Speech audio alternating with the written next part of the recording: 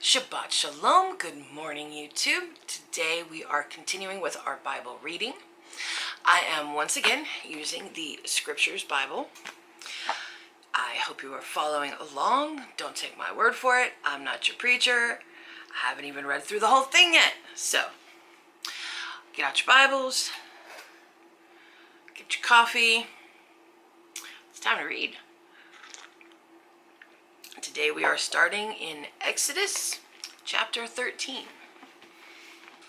And Yahweh spoke to Moshe, saying, Set apart to me all the firstborn, and the one opening the womb among the children of Israel, among man and among beast, it is mine. And Moshe said to the people, Remember this day in which you went out of Mitzrayim, out of the house of slavery. For by strength of hand Yahweh brought you out of this place, and whatever is leavened shall not be eaten. Today you are going out in the new moon Abib, and it shall be when Yahweh brings you into the land of the Canaanites, and the Hittites, and the Amorites, and the Hivites, and the Jebusites, which he swore to your fathers to give you, a land flowing with milk and honey, that you shall keep his service to this new moon. 7 days you eat unleavened bread, and on the seventh day is a festival to Yahweh. Unleavened bread is to be eaten the 7 days, and whatever is leavened is not to be seen with you, and leaven is not to be seen with you within all your border. And you shall inform your son in that day, saying, It is because of what Yahweh did for me when I came up from Mitzrayim. And it shall be as a sign to you on your hand, and as a reminder between your eyes, that the Torah of Yahweh is to be in your mouth, for with a strong hand Yahweh has brought you out of Mitzrayim. And you shall guard this law at its appointed time from year to year. And it shall be when Yahweh brings you into the land of the Canaanites, as he swore to you and your fathers, and gives it to you, that you shall give over to Yahweh every one opening the womb, and every firstborn that comes from your livestock, the males, belong to Yahweh. But every firstborn of a donkey you are to ransom with a lamb. And if you do not ransom it, then you shall break its neck. And every firstborn of man among your sons you are to ransom. And it shall be when your son asks you in time to come, saying, What is this? Then you shall say to him, By strength of hand of Yahweh brought us out of Mitzrayim, out of the house of bondage. And it came to be, when Pharoh was too hardened to let us go, that Yahweh killed every firstborn in the land of Mitzrayim, both the firstborn of man and the firstborn of beast. Therefore I am slaughtering to Yahweh every male that opens the womb, but every firstborn of my sons I ransom. And it shall be as a sign on your hand, and as frontlets between your eyes, for by strength of hand Yahweh brought us out of Mitzrayim. And it came to be, when Pharaoh had let the people go, that Elohim did not lead them by way of the land of the Philistines, though that was nearer. For Elohim said, Lest the people regret when they see the fighting and return to Mitzrayim. So Elohim led the people around by way of the wilderness of the Sea of Reeds. And the children of Israel went up in fives from the land of Mitzrayim. And Moshe took the bones of Joseph with him, for he certainly made the children of Israel swear, saying, Elohim shall certainly visit you, and you shall bring my bones from here with you. And they departed from Sukkot and camped in Etham at the edge of the wilderness. And Yahweh went before them by day in a column of cloud to lead the way, and by night in a column of fire to give them light, so as to go by day and night. The column of cloud did not cease by day, nor the column of fire by night before the people. Short little chapter, but we're going to be starting to get into the laws. And first one here is Passover, of course. And all of these commandments are repeated several times, many with different wording, some with some different information, some are more like a summary, some are more detailed, but they are repeated a lot. So we have Passover again. We also have dedications of the firstborns. Animals, they get slaughtered. The people, though, the firstborn males, they get dedicated to God. They do not get slaughtered. Remember, with Abraham and Isaac, God does not want you to sacrifice your children.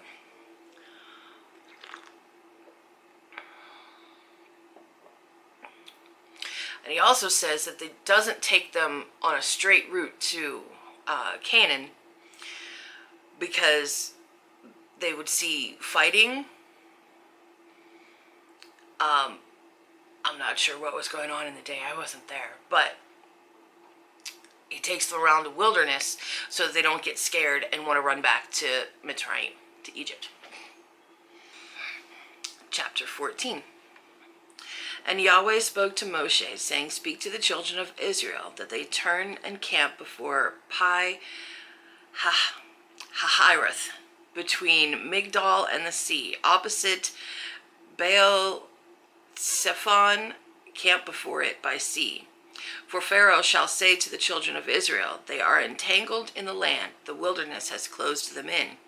And I shall strengthen the heart of Pharoh, and he shall pursue them. But I am to be esteemed through Pharoh, and over all his army, and the Mitzrites shall know that I am Yahweh. And they did so. And it was reported to the sovereign of Mitzrayim that the people had fled, and the heart of Pharoh and his servants was turned against the people. And they said, Why have we done this, that we have let Israel go from serving us? So he made his chariot ready and took his people with him. And he took 600 choice chariots, and all the chariots of Mitzrayim with officers over all of them. And Yahweh strengthened the heart of Pharoah, sovereign of Mitzrayim, and he pursued the children of Israel. But the children of Israel went out defiantly.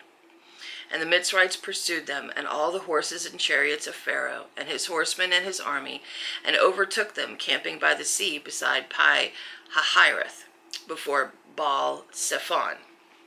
And when Pharoah drew near, the children of Israel lifted their eyes and saw the Mitzrites coming up after them. And they were greatly afraid, so the children of Israel cried out to Yahweh.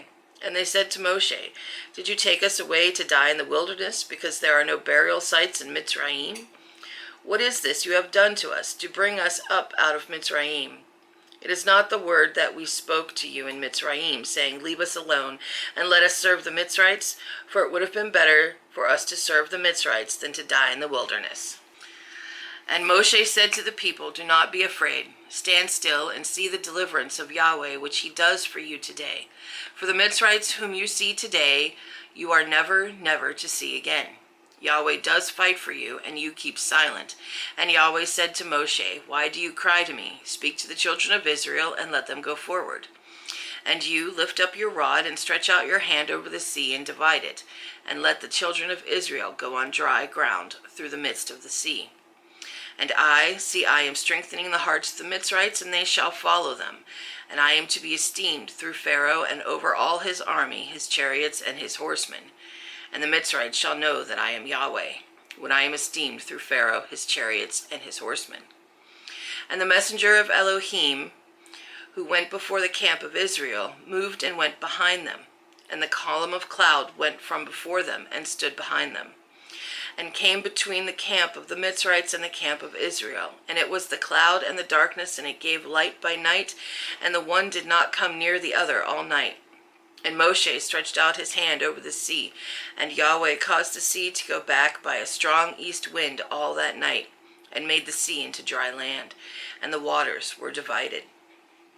And the children of Israel went into the midst of the sea on dry ground, and the waters were a wall to them on their right and on their left. And the Mitzrites pursued and went after them into the midst of the sea, all the horses of Pharoah, his chariots, and his horsemen. And it came to be in the morning watch that Yahweh looked down upon the army of Mitzrites through the column of fire and cloud, and he brought the army of the Mitzrites into confusion. And he took off their chariot wheels so that they drove them with difficulty. And the Mitzrites said, Let us flee from the face of Israel, for Yahweh fights for them against the Mitzrites. Then Yahweh said to Moshe, Stretch out your hand over the sea, and let the waters come back upon the Mitzrites, on their chariots, and on the horsemen. And Moshe stretched out his hand over the sea, and the sea returned to its usual flow, at the break of day, with the Mitzrites fleeing into it. Thus Yahweh overthrew the Mitzrites in the midst of the sea. And the waters returned and covered the chariots and the horsemen and all the army of Pharoah that came into the sea after them. And not even one was left of them. And the children of Israel walked on dry ground in the midst of the sea, and the waters were a wall to them on their right and on their left. Thus Yahweh saved Israel that day out of the hand of the Mitzrites. And Israel saw the Mitzrites dead on the seashore. And Israel saw the great work which Yahweh had done in Mitzrayim. And the people feared Yahweh and believed Yahweh and his servant Moshe.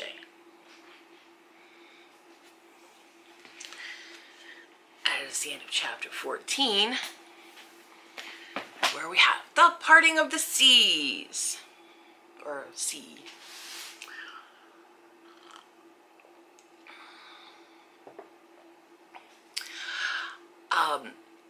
And Pharoh, all his chariots, horsemen, yeah, all drowned. All of them. And can you imagine seeing that?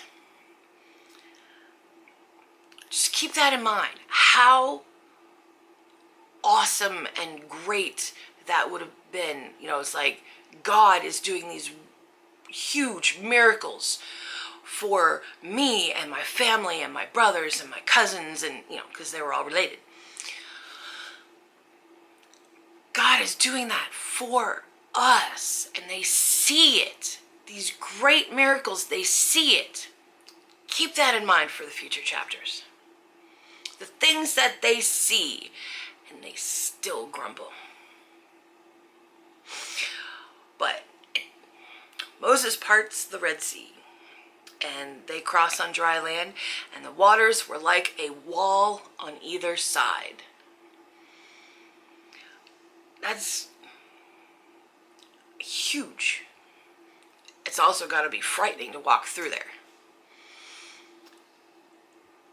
At the same time, you're scared and in great awe. And then to get through and watch the water just wash away your enemies. The slave drivers, the ones that had oppressed them for years, just washed away in the sea. How easily these people will forget. Chapter 15. Then Moshe and the children of Israel sang this song to Yahweh and spoke, saying, I sing to Yahweh, for he is highly exalted. The horse and its rider he has thrown into the sea. Yah is my strength and song, and he has become my deliverance. He is my El, and I praise him, Elohim of my father, and I exalt him. Yahweh is a man of battle. Yahweh is his name. He has cast Pharaoh's chariots and his army into the sea, and his chosen officers are drowned in the sea of reeds. The depths covered them, and they went down to the bottom like a stone. Your right hand, O Yahweh, has become great in power. Your right hand, O Yahweh, has crushed the enemy. And in the greatness of your excellence, you pulled down those who rose up against you. You sent forth your wrath, it consumed them like stubble. And with the wind of your nostrils the waters were heaped up. The floods stood like a wall, and the depths became stiff in the heart of the sea. The enemy said, I pursue, I overtake, I divide the spoil, my being is satisfied on them. I draw out my sword, my hand destroys them. You did blow with your wind, the sea covered them, they sank like lead in the mighty waters. Who is like you, O Yahweh, among the mighty ones? Who is like you, great in set-apartness, awesome in praises, working wonders? You stretched out your right hand, the earth swallowed them. In your loving commitment, you led the people whom you have redeemed. In your strength, you guided them to your set-apart dwelling. Peoples heard, they trembled. Anguish gripped the inhabitants of Philistia. Then the chiefs of Edom were troubled. The mighty men of Moab, trembling grips them. All the inhabitants of Canaan melted. Fear and dread fell on them. By the greatness of your arm, they are as silent as a stone, until your people pass over, O Yahweh, until the people whom you have bought pass over. You bring them in and plant them in the mountain of your inheritance, in the place, O Yahweh, which you have made for your own dwelling, the set-apart place, O Yahweh, which your hands have prepared. Yahweh reigns forever and ever. For the horses of Pharaoh went with his chariots and his horsemen into the sea, and Yahweh brought back the waters of the sea upon them. And the children of Israel went on dry ground in the midst of the sea. And Miriam, the prophetess, the sister of Aaron, took the timbrel in her hand. And all the women went out after her with timbrels and with dances. And Miriam answered them, "Sing to Yahweh, for he is highly exalted. The horse and its rider he has thrown into the sea." And Moshe brought Israel from the Sea of Reeds, and they went out into the wilderness of Shur. And they went 3 days in the wilderness and found no water. And they came to Marah, and they were unable to drink the waters of Marah, for they were bitter. So the name of it was called Marah. And the people grumbled against Moshe, saying, "What are we to drink?" Then he cried out to Yahweh, and Yahweh showed him a tree. And when he threw it into the waters were made sweet. There he made a law and a right ruling for them, and there he tried them. And he said, "If you diligently obey the voice of Yahweh, your Elohim, and do what is right in his eyes, and shall listen to his commands, and shall guard all his laws, I shall bring on you none of the diseases I brought on the Mitzrites, for I am Yahweh who heals you." And they came to Elim, where there were 12 fountains of water and 70 palm trees, and they camped there by the waters. So that is the end of the chapter. We see this great song, poem, same thing, dedicated to Yahweh, of, how great he is, how awesome he is, retelling what he's done. And then, what are we to drink? There's no water. It gets worse. It gets much worse. But God takes care of his people. We will see that even more next week. But for now, he cleans the water. The bitter waters that had something in it that made it undrinkable. Cleans it, makes it good for them, and then they find fresh water and palm trees. Palm trees. But they are going to be in the wilderness for a while. They need to get used to this life. But that is the end of the reading for today, and I hope you enjoyed this video. So, I hope you had a great Shabbat. May the Father bless you. Shalom.